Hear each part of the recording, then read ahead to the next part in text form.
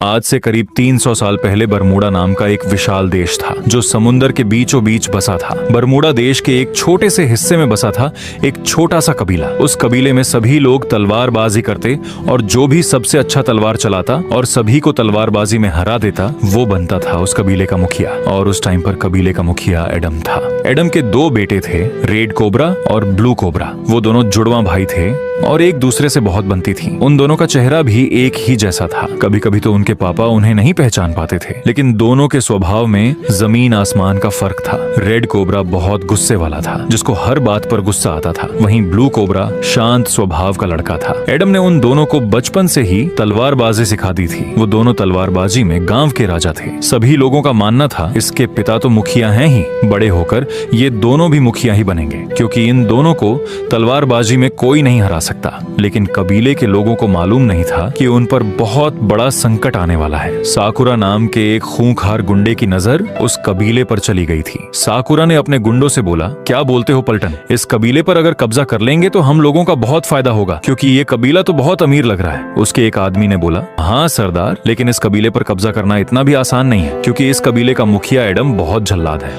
वो हमें इस कबीले पर कब्जा करने कभी नहीं देगा। ऊपर से उसके दो शेर बेटे भी हैं जो बहुत ही ताकतवर हैं। साकुरा बोला, तुम भूल रहे हो कि मैं साकुरा हूँ और पूरे बरमूडा देश के किसी कबीले वालों की इतनी हिम्मत नहीं है कि मेरे काम में बाधा बने। आज रात ही मैं अपना काम शुरू करता हूँ। सबसे पहले तो अब मैं इस कबीले के मुखिया को ही ठिकाने लगाऊंगा। साकुरा अपने अड्डे पर आ गया। रात हो गई। पूरा गांव घोड़े बेचकर सो रहा था। साकुरा अकेला अपनी जीप से एडम मुखिया के घर आया। सुना है बहुत ताकतवर है ये, आज इसका सामना साकुरा भाई से होगा, तब देखता हूँ ये कैसे अपनी जान बचाता है। वो चुपके से मुखिया के घर के अंदर गया। एडम मुखिया अंदर घोड़े बेचकर सो रहा था। साकुरा चुपके से उसके कमरे में आया और साकुरा ने वहाँ धुआं धुआं कर दिया। दूसरे कमरे में रेड कोबरा और ब्लू कोबरा आराम से सो रहे थे, लेकिन उन्हें बगल वाले कमरे से हाथापाई की आवाज सुनाई दी। ब्लू कोबरा की नींद खुल गई। भाई जल्दी उठ, देख पापा के कमरे से हाथापाई की आवाज आ रही है, जल्दी उठ। रेड कोबरा की भी नींद खुल गई। दोनों दौड़कर एडम के कमरे में गए। वहाँ का नजारा देखकर उनके होश उड़ गए। एडम के बेड पर बहुत खून लगा हुआ था और वहाँ उनके पापा नहीं थे। रेड कोबरा ने बोला,